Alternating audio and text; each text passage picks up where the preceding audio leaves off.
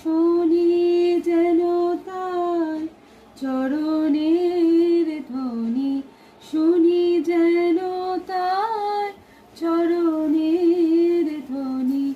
আমারও পিয়াসী বাসনায় আমার আপনার চেয়ে আপন যে জনে খুঁজি তারে আমি আপনায়।